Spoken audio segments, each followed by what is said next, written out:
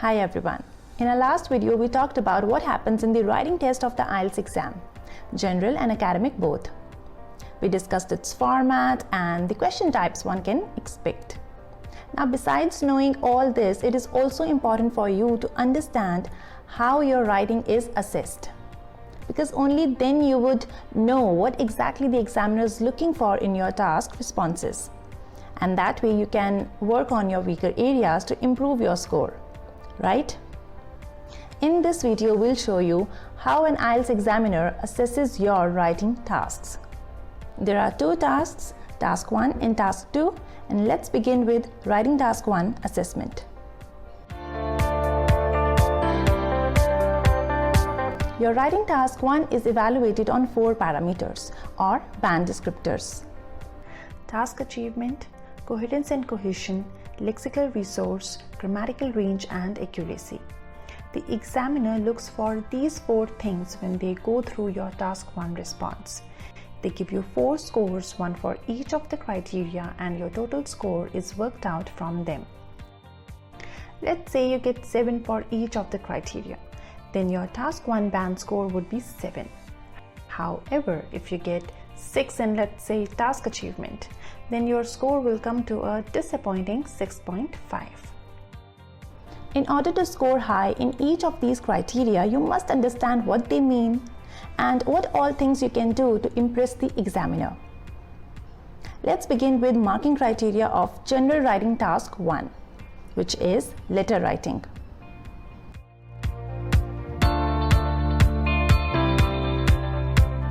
Task achievement simply means covering all the parts of the question. Let's say you get this informal letter in your task 1. Now, the first thing that the examiner is going to check in your response is whether you understood the letter scenario and covered all the bullet points appropriately. As you can see in the sample letter, we have covered all the 3 bullet points separately, and everything written in each paragraph is strictly related to a particular bullet point only. To score highly in the task achievement category, you should read the question carefully, cover all the points, and most importantly, stick to the topic. That's it.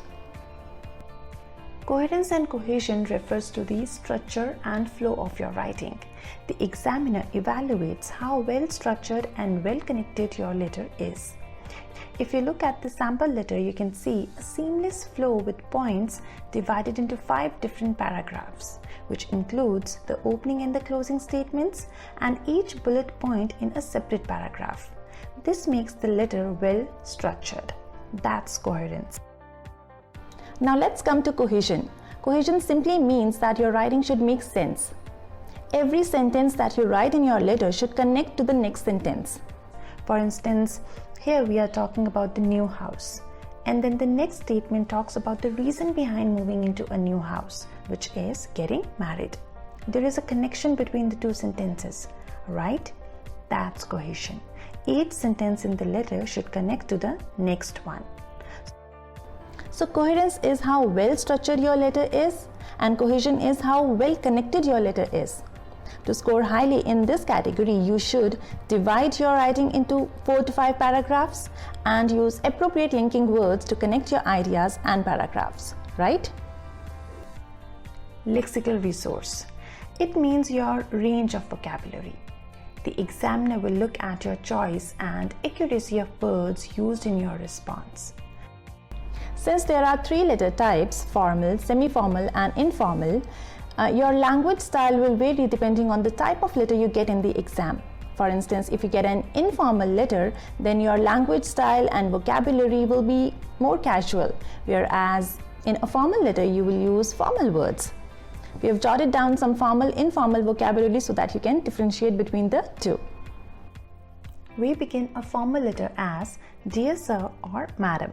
We don't use first names in formal letters, whereas in an informal letter you greet the person with the first name because you know the person well, right?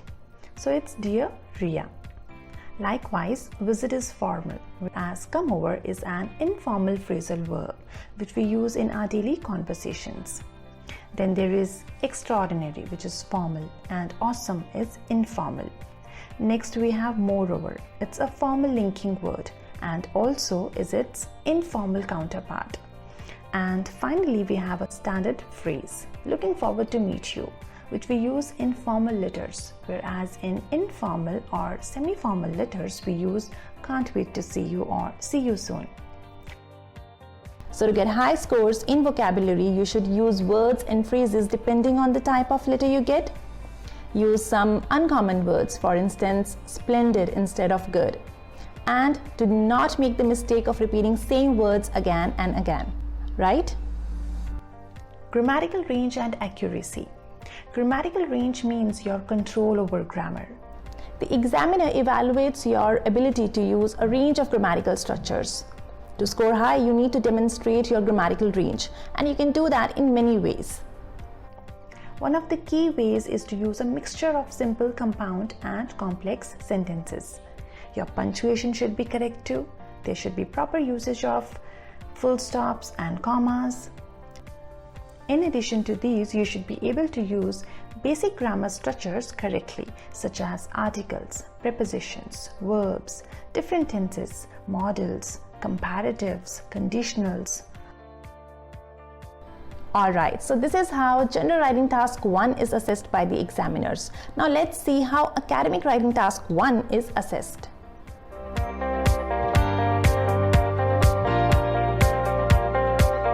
Okay, now I'm not going to explain the meanings of the 4 marking parameters in detail. We've already done that in the beginning of this video.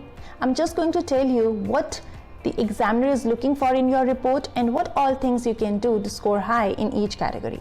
Alright? Task achievement here means reporting all the key features of the given graph. The examiner evaluates whether you covered the most important and relevant information from the diagram in your response. Let's say you get this chart in your test. This pie chart presents the browser market share in January 2018. You have to prepare a report by summarizing the given information. Now what you can do is spend at least a minute to understand the chart. Just analyze it so that you know what means what. Then you can start with paraphrasing the question statement. Take this description and rewrite it into your own words. We can move on to give an overview of the chart, the most striking or noticeable features. For instance, the moment we look at the chart, we see that Chrome had the biggest share in the market, whereas Safari had the least. Write about it.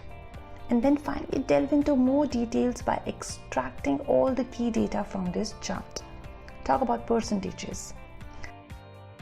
So that's how you cover all the parts of the graph. To sum up, analyze and understand the graph and then select and report only the key features or the most noticeable features of the graph.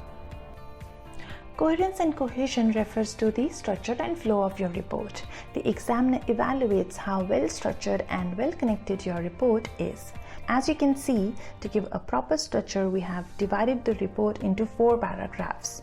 To connect the ideas or findings, we have made use of connecting words such as whereas, although, conversely, in comparison.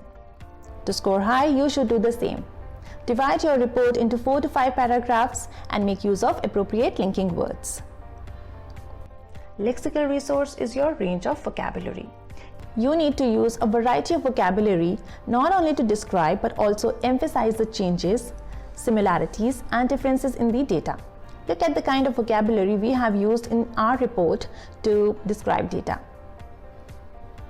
Disparity, most preferred, least favored, more than half, almost similar, dominated, second highest, seized.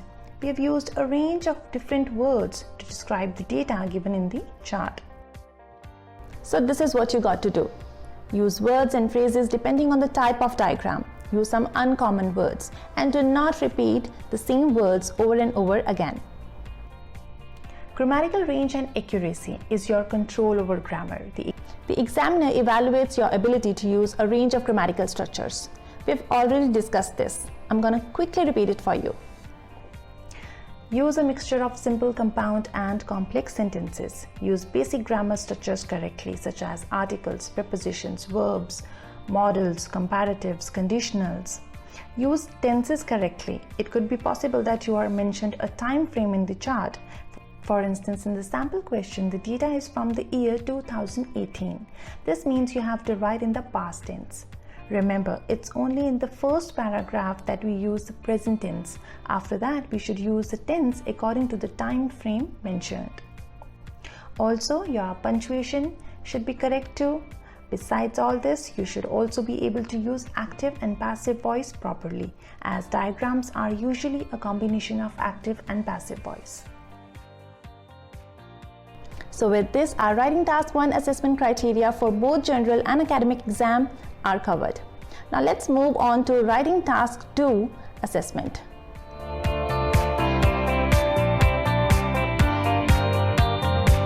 Task 2, which is essay writing, is same for both the exams. So it is evaluated in the same way. Your essay will be evaluated on 4 parameters: task response, coherence and cohesion, lexical resource, grammatical range, and accuracy. You can see only the first parameter differs. Instead of task achievement, it's task response. Rest of the parameters remain the same. The examiner evaluates whether your response covers each part of the essay question. Now, if you get a question like this one, in this question statement, you are asked whether there are more advantages or disadvantages of moving to a new location. Now, in order to score high in task response, you should cover all parts, talk about advantages, disadvantages, and present a clear opinion on which ones are more. That's one thing. You're also marked on how well you have supported or developed your ideas. Therefore, support your ideas with appropriate reasons and examples which could be drawn from your personal experiences as well. Let's quickly go through the rest. We already know what they mean. Coherence and cohesion, criterion 2, is all about paragraphing, linking, and flow. The examiner evaluates whether your essay is well structured and has a certain logical flow. It could be like introduction, 2 or 3 body paragraphs, and then conclusion. Make sure your body paragraphs are of same length. Only then it would be a logical paragraphing. And you know it, make use of appropriate linking words to connect your ideas and paragraphs. Criterion 3 is lexical resource. You already know it, it's your vocabulary. To get high points, include some uncommon and rarely used words in the essay. Take a look at the vocabulary used in the sample essay. Blissful, punch-on, distant lands, senescent, conducive, hassle-free, accustomed, void, overwhelming, reminisce, enticing, ginger in life. Beautiful vocabulary. Using such vocab will definitely push your band score to 9. The final criterion is grammatical range and accuracy. Again, here the examiner is looking for a variety of grammatical structures and they evaluate how accurately you have used them in the essay. Use a mixture of simple, compound, and complex sentences accurately. Use correct punctuation, use different grammar tenses, and avoid errors in grammar like usage of inappropriate articles or plural nouns. Alright, so we are done with Writing Task 2 assessment as well. These are the parameters on which your Writing Task 1 and Task 2 are evaluated. Each parameter evaluates a particular aspect of your writing. By working on that aspect, you can improve your overall IELTS writing band score.